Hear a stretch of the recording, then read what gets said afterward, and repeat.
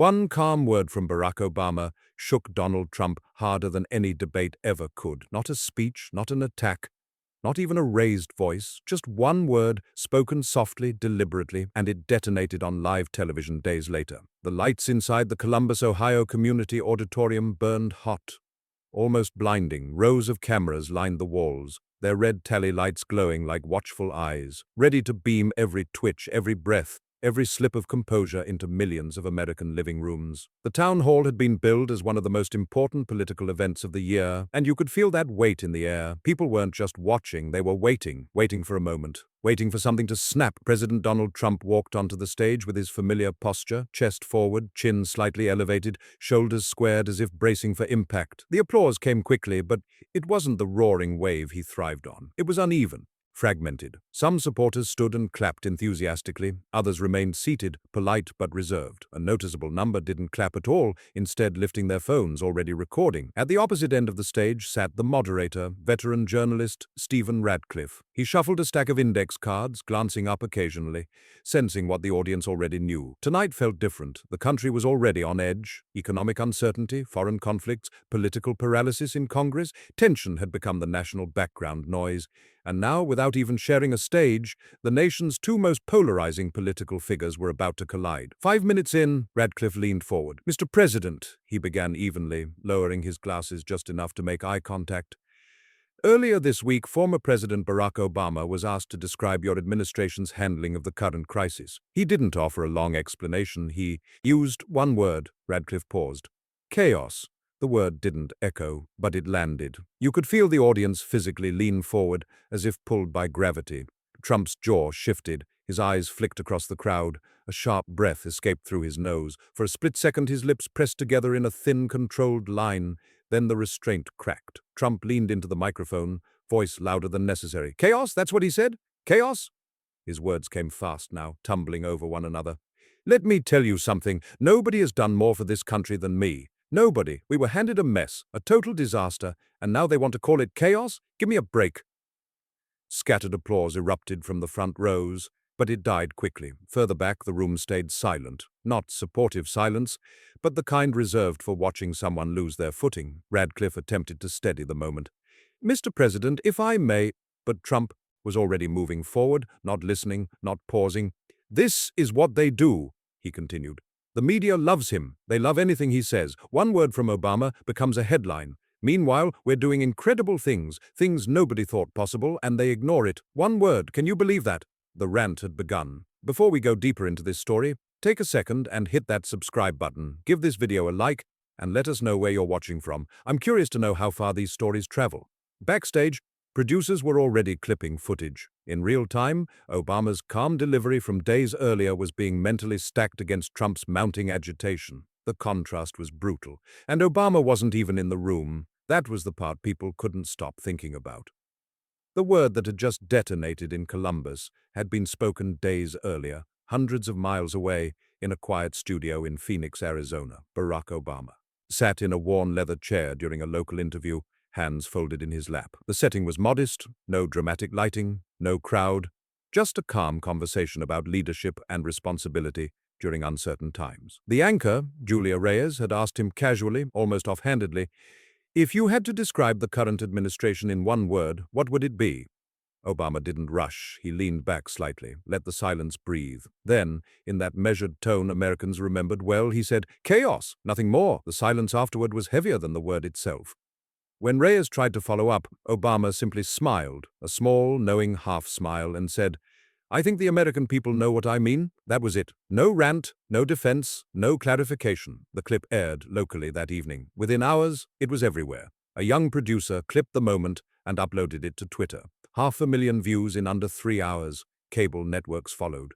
Late-night hosts built monologues around it. Social media users stitched it into memes, pairing Obama's calm expression with clips of Trump shouting in press conferences. It spread not because it was loud, but because it was simple. Inside the White House, aides noticed immediately. Internal briefings showed the word dominating headlines. Split screens appeared on cable news, Obama on one side, chaos in bold letters on the other, and Trump saw it. On Air Force One, when the clip was shown to him, witnesses later said he slammed his hand into the armrest. "That's all he has," Trump snapped. "One word. but frustration lingered. Because deep down, Trump knew something dangerous had happened. A single word had framed the entire conversation. By the time the Columbus town hall began, chaos had become more than commentary. Protest signs carried it, editorial cartoons mocked it, even bumper stickers appeared overnight. So when Radcliffe repeated the word, on stage, he wasn't just quoting Obama, he was reopening a wound. Back in the auditorium, Trump rocked slightly in his chair, tugging at his suit jacket, repeating the word as if saying it enough times might drain its power. Chaos, chaos, that's all they've got. Each repetition only sharpened the tension. Somewhere in the third row, a college student leaned toward his friend and whispered, "It's like Obama dropped a match, and Trump's burning the house down." The cameras zoomed in, every twitch, every flush of red creeping up Trump's face. He wasn't answering questions anymore. He was fighting a ghost, and the night was only just beginning. By the 10-minute mark, the town hall had already drifted far from its original purpose. Stephen Radcliffe had come armed with policy questions, healthcare staffing shortages across the Midwest, labor strikes, foreign negotiations quietly stalling behind closed doors, but the stage no longer belonged to policy. It belonged to a word that refused to leave the room. Trump shifted in his chair, posture tight, movements sharper than usual. The suit jacket that usually sat neatly now pulled awkwardly at the shoulders as he leaned forward again, voice rising. "Look!" he snapped, pointing vaguely toward the back of the auditorium. "Obama had 8 years, and what did we get? Weakness, total weakness. Now he wants to sit back and throw around words like chaos? He should be ashamed." A pocket of applause broke out, loud but isolated. It came mostly from the front rows, supporters who had arrived early, secured prime seats, and came ready to defend him no matter what. But beyond them, the room felt different. Quiet, not respectful quiet, not attentive quiet, uncomfortable quiet. 2 rows behind the clapping supporters, a young woman adjusted her glasses and whispered to her friend, "He still hasn't answered the question." Her voice was low, but the microphones were sensitive. The cameras caught her lips moving. Radcliffe cleared his throat, attempting to regain control. "Mr. President, if I could redirect for just a moment, what specific measures are being taken to address hospital staffing shortages across the Midwest?" Trump waved a dismissive hand through the air. "We're doing everything, absolutely everything. Doctors, nurses, they love me. They tell me all the time nobody has done more for healthcare workers than I have. Nobody." He paused just long enough to breathe. "But do they talk about that? No, they want Obama. They want chaos. That's all they want." The moderator's jaw tightened slightly. He remained composed, but the shift in the room was undeniable. People began to move in their seats. Some leaned forward, intrigued by the spectacle. Others leaned back, arms crossed, expressions hardening. White House aides, stationed along the side walls, exchanged glances. A few whispered urgently to one another. This was exactly what they had feared. Not a confrontation with Obama, but an obsession with him. Radcliffe tried again. "Mr. President, just to clarify, are you saying former President Obama's assessment is unfair?" Trump leaned forward so close to the microphone that the audio briefly distorted. "Unfair?" he repeated, eyes narrowing. "It's dishonest. It's a disgrace. And he knows it. The media knows it. And frankly, you know it too." His voice boomed across the hall, echoing against the walls. "They want to paint chaos because they can't stand that we're winning. They can't stand it."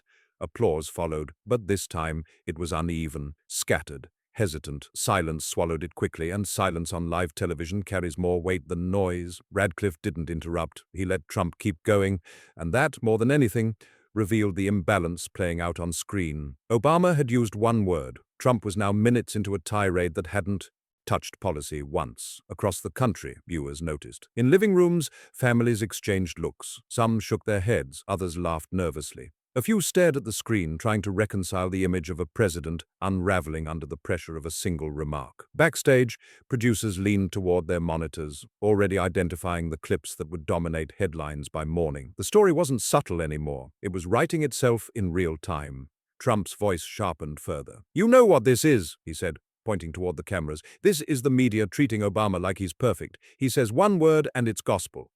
But when I build the strongest economy, when I secure our borders, when I keep us safe, they ignore it." Supporters in the front rows erupted again, louder this time. But the middle of the room shifted restlessly. A woman in her 60s clutched a folded program in her lap and murmured to her husband, "He still hasn't said what he's going to do." Her husband didn't answer. He just kept watching.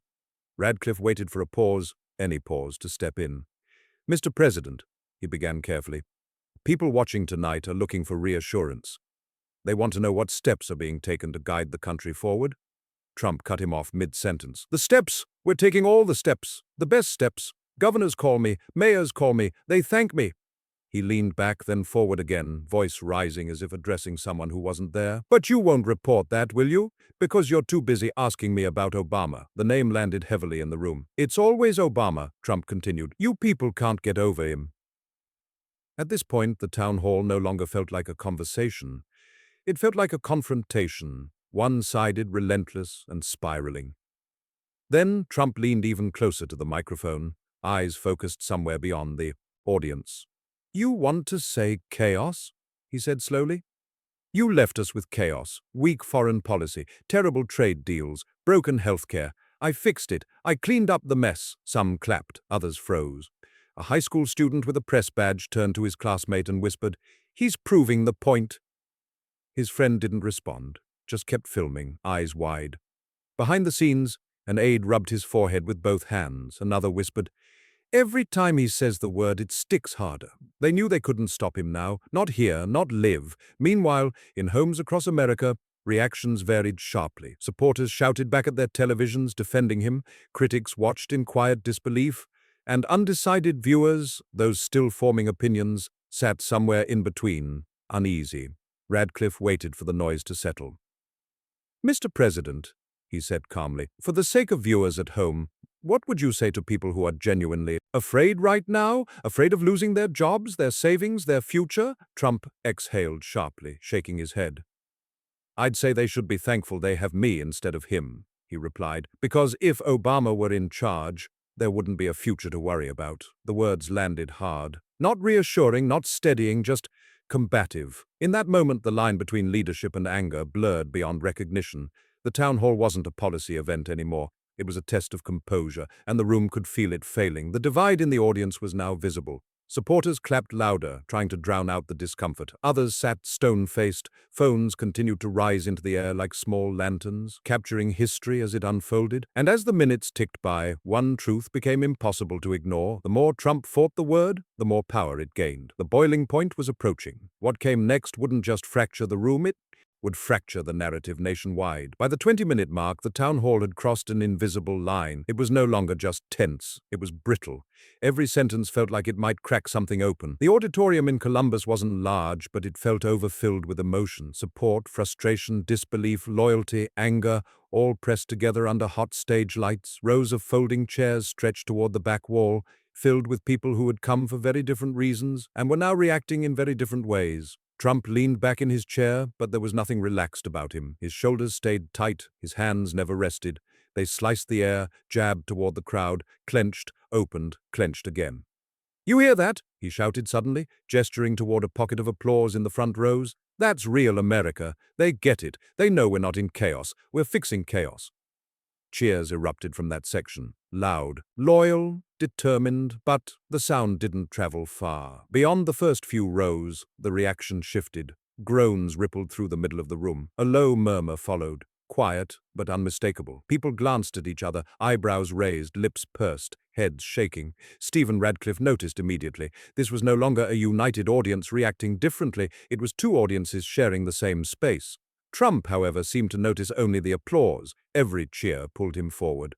Every clap reinforced his momentum. He mistook volume for validation. Radcliffe adjusted the cards in his hand, choosing his next words carefully. Mr. President, he said evenly, let's bring this back to the people in this room. Many of them came tonight with specific concerns. Jobs, healthcare, stability.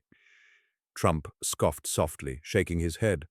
We've already done more for jobs than any administration in history, he replied. Everyone knows it, the numbers. Don't lie. A man in the back muttered, then say the numbers. The microphones didn't catch it, but the cameras caught his expression. Then something unexpected happened. A woman stood up. She was in her 40s, dressed plainly in a grey sweater. No sign, no hat, no political branding. She held her phone in one hand but didn't raise it to record. She wanted to be heard. Mr. President, she called out, voice firm but not loud. I'm not here for Obama. I'm here because my husband lost his job.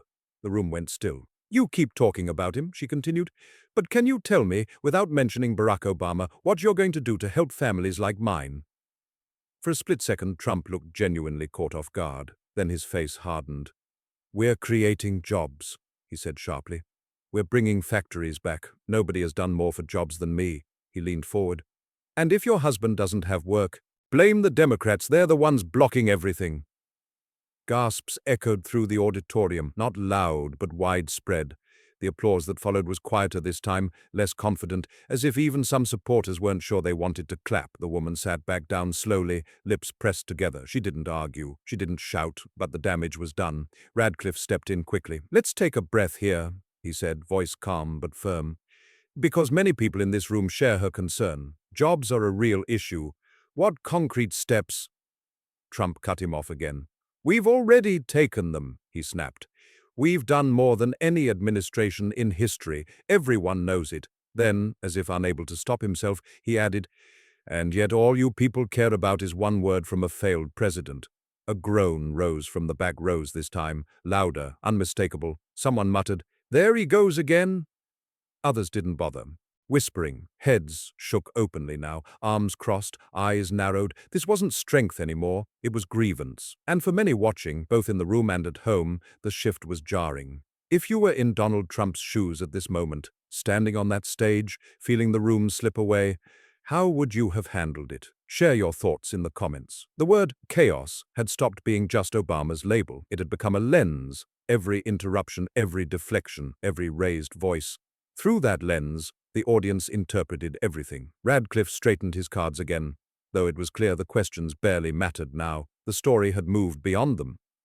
"This isn't what I came to hear," a retired factory worker muttered to his wife, leaning heavily on his cane. "I wanted to know about pensions." His wife adjusted her glasses, eyes fixed on the stage. Disappointment etched into her face. Around them, phones continued to rise. Screens glowed across the hall as people documented the unraveling, not as spectators anymore, but as witnesses. Trump, sensing resistance, doubled down. "You know what chaos really looks like," he barked. 8 years of Obama doing nothing. That's chaos." He paused for breath, chest rising and falling. "People couldn't afford their bills. The world didn't respect us. I fixed it." A high school student in the press section whispered to his classmate, "He's defending his pride, not his plans." Backstage, aides watched helplessly. One shook his head slowly. Another whispered, "This is feeding the narrative." They were right. Outside the auditorium, the story was already spreading. Producers clipped the exchange with the woman and sent it out within minutes. Journalists queued 30-second segments. Control rooms in New York, Los Angeles, Dallas, all lining up the same contrast. Obama's calm face, Trump's raised voice. The word, once again, dominated the screen. Inside the room, Radcliffe tried one last time to ground the moment. "Mr. President," he said, "many people watching tonight are scared. What would you say to reassure them?" Trump exhaled sharply. "I'd say they should be thankful," he replied. "Because if Obama were in charge, there wouldn't be a future to worry about."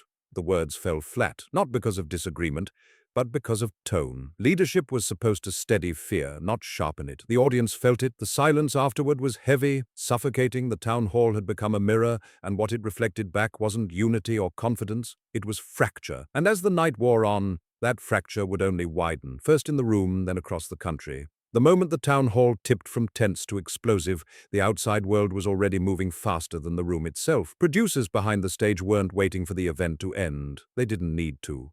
The story had crystallized. Fingers flew across keyboards as clips were trimmed, captions drafted, and segments queued for broadcast, all while Trump was still speaking. That was the new reality. Seconds mattered more than context. By the time Trump finished his latest tirade about Obama, the first wave had already hit social media. 30-second clips began circulating on Twitter, Trump pointing toward the crowd, face flushed, voice raised, each clip paired with the same framing. Obama said chaos. Trump responded like this. The word trended again, this time with fresh fuel. Cable networks followed immediately. CNN broke from a panel discussion to air the exchange live, anchors narrating over B-roll of Trump mid-sentence. MSNBC replayed the contrast on a loop, Obama's calm delivery in Phoenix on one side of the screen, Trump's eruption in Columbus on the other. The split screen did all the work. Even outlets sympathetic to Trump couldn't ignore it. Fox News covered the moment with a defensive angle, framing it as the president standing up to unfair attacks. But even there,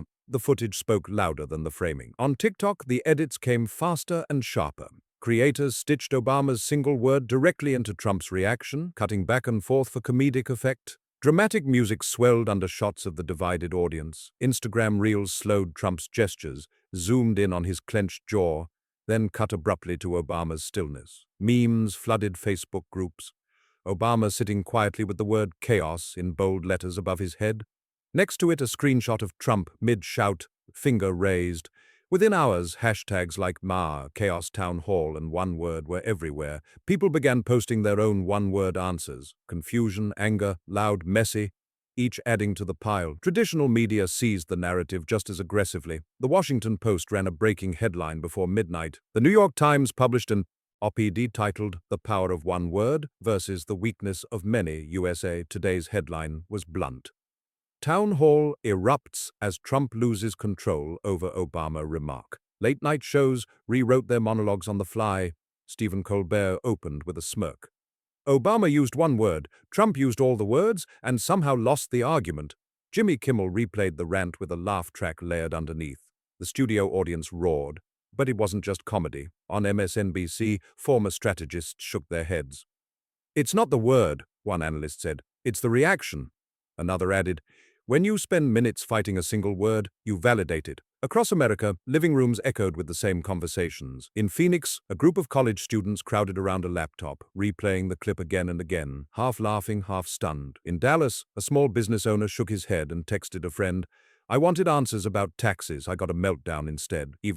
Among Trump's most loyal supporters, something shifted, quietly, unspoken. Talk radio hosts dismissed the coverage as a coordinated attack. Facebook groups filled with posts accusing the media of twisting the story. But beneath the bravado, a question lingered. Was this really the message that would persuade undecided voters? Back in Columbus, the town hall ended awkwardly. Radcliffe thanked the audience, his voice professional but drained. The applause was scattered, lacking any sense of unity. Cameras caught Trump exiting the stage still visibly angry, muttering to aides, shaking his head. By morning, the verdict had already formed. Every major newspaper led with the same story. Every network replayed the same clips. Every platform was saturated with analysis, jokes, arguments, and disbelief. Obama's word had won the day, not because of its content, but because of Trump's response. And the most damaging part, nobody was talking about the actual questions asked at the town hall, jobs, healthcare, foreign policy, all buried beneath the weight of one word and one unraveling. Before we continue, take a second and share your thoughts so far on this story below. I read every single one. But the story didn't end when the cameras stopped rolling, because while the media shaped the narrative for the nation, ordinary Americans were shaping it in quieter ways, over coffee, at work, on buses, in classrooms. The moment had seeped into daily life. In Phoenix, at a small cafe near the studio where Obama had given his interview, Julia Reyes scrolled through her phone as headlines stacked endlessly. She hadn't expected her question to spark a national firestorm. Now every outlet wanted to talk to her. A man 2 tables over whispered to his friend, "She's the one who asked him. Crazy how one word rattled the president." Julia glanced up, offered a polite smile, and went back to her coffee. She didn't need to explain anything. The story had already explained itself. In Detroit, auto workers gathered outside a factory gate before their shift. Layoffs loomed like storm clouds. A man in a grease-stained jacket shook his head. "That word's going to follow him for months," he said quietly. Across the country, people weren't just debating politics, they were debating leadership. And the final chapter of this moment, how it would linger, how it would be remembered, was still being written. The morning after the town hall, the country woke up to the same image. Donald Trump, finger raised, face flushed, voice sharp. It was on television screens, on phone notifications, on newspaper front pages stacked outside corner stores. The event itself was already fading, but the moment wasn't. In cable news studios, analysts dissected every second. Panels replayed Trump's responses frame by frame, pausing on his tone, his posture, the way his answers drifted further from substance and deeper into grievance. The phrase, optics problem, surfaced repeatedly. So did another more uncomfortable word, composure. What unsettled many observers wasn't disagreement with Trump's policies. It was the emotional imbalance. Obama had offered no follow-up, no clarification, no escalation. Trump had done all of that on his behalf, and the contrast lingered. Inside the White House, aides scrambled to regain control of the narrative. Talking points were drafted, surrogates were booked on morning shows. The message was simple: the president was standing up to unfair attacks. But even some allies privately admitted the strategy felt thin. One senior advisor, speaking anonymously, summarized the problem in a single sentence: You can't outshout a word that already landed. Trump, however, saw it differently. According to people close to him, he spent much of that morning re-watching clips, shaking his head, growing more irritated with each replay. He called allies, he vented, he repeated the same argument over and over, that the media was obsessed, that Obama had been treated unfairly, gently, that the word had been weaponized against him. And in doing so, he kept the story alive. Each new comment became another headline, each defense another reminder. Meanwhile, the electorate processed the moment in quieter ways. In offices, co-workers debated whether the reaction mattered more than the word itself. In classrooms, teachers fielded questions from students trying to understand the difference between confidence and control. In diners, retirees shook their heads, wondering when politics had stopped sounding like reassurance. For undecided voters, the town hall became a reference point, not because of what was said, but because of how it was said. A political science professor in Ohio summed it up during a radio interview.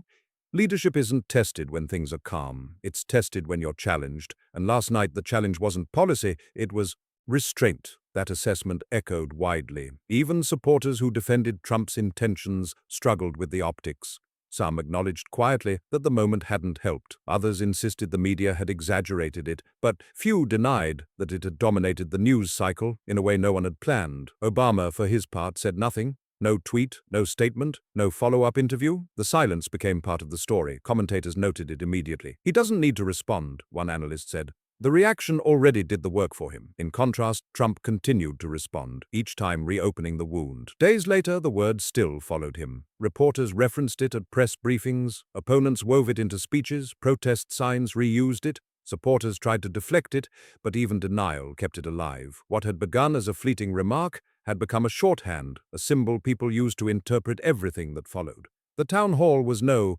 longer remembered for questions about jobs or healthcare. It was remembered for the moment control slipped, and that memory hardened. Polls taken in the following week showed little movement in base support, but notable shifts among independents. Trust, analysts argued, wasn't eroded by disagreement, it was eroded by volatility. The word chaos had stopped being an accusation, it had become an observation. Before we go deeper, I would love to hear your point of view. Tell me what part hit you the hardest in this story and share your thoughts in the comments. In hindsight, the irony was impossible to ignore. Obama hadn't raised his voice, hadn't insulted, hadn't attacked. He had simply let the country connect the dots. Trump, confronted with that simplicity, tried to overwhelm it with force, and in doing so amplified it. The damage wasn't catastrophic, but it was cumulative.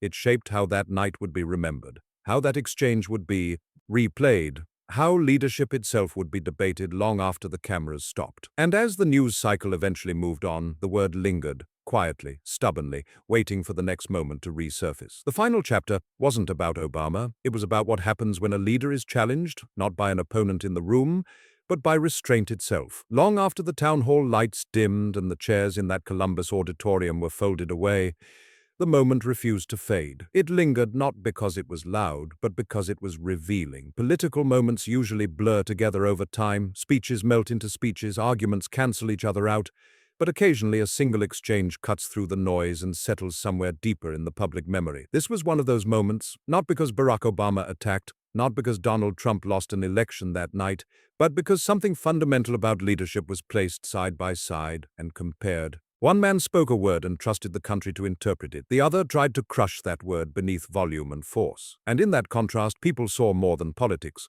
They saw temperament. In the days and weeks that followed, the footage continued to circulate. Not constantly, but persistently. It reappeared whenever conversations turned to tone, to crisis management, to what steadiness looks like when pressure mounts. In classrooms, professors used the clip as a case study. In boardrooms, managers referenced it when talking about communication under stress.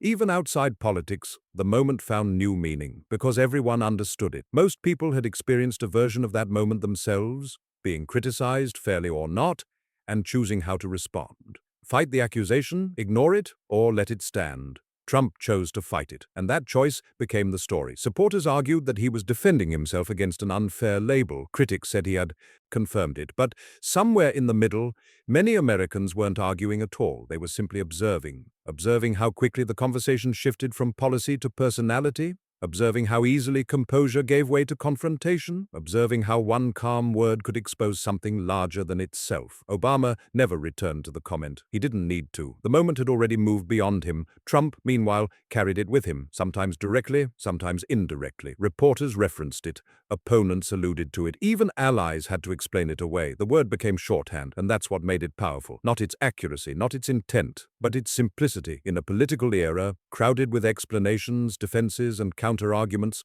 one word had cut through everything else: chaos. The town hall in Columbus was supposed to be just another stop on a long campaign trail, another night of questions, applause, and talking points. Instead, it became a turning point, not in policy, but in perception. Because perception, once formed, is hard to reverse. People may forget the specifics of legislation. They may disagree on economic numbers. They may argue endlessly about who was right. But they remember how a moment made them feel. And that night, millions of Americans watched a president struggle, not with an opponent across the stage, but with restraint itself. That's why the moment endured. Not because it answered questions, but because it raised them. Questions about composure, about leadership under pressure, about whether strength is louder or quieter, and perhaps the most uncomfortable truth of all, sometimes the most damaging response to criticism isn't the criticism itself, it's how you answer it. As the country moved on, that lesson stayed behind, waiting to be remembered the next time a leader was tested not by policy, but by provocation. Because in the end, history often isn't shaped by how much is said. It's shaped by the moments when saying less reveals more. Thank you for staying with this story from beginning to end. Moments like this remind us why storytelling matters. Not to tell people what to think, but to slow down, observe, and reflect on how power, emotion, and leadership collide in real time. If this story made you pause, challenged your perspective, or helped you see this moment differently, take a second to like this video, subscribe to Celebrity Chronicles, and share your thoughts in the comments. Your perspective matters, and these conversations don't end when the video does. We read every comment, we notice every insight, and we're grateful you're part of this community. Until the next story, stay curious, stay thoughtful, and keep watching Celebrity Chronicles.